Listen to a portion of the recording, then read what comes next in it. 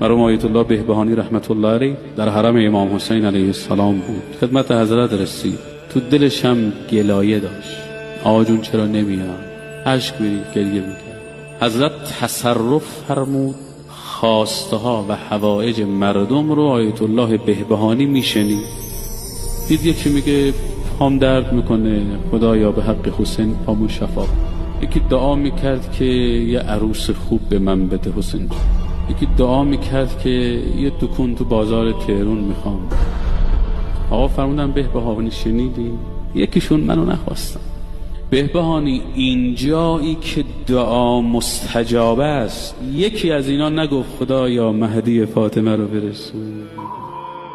یه بار شد تو از اینجا بلند شی بریم با این نیت که برم برای فرجش دعا کنم، برم برای خودش.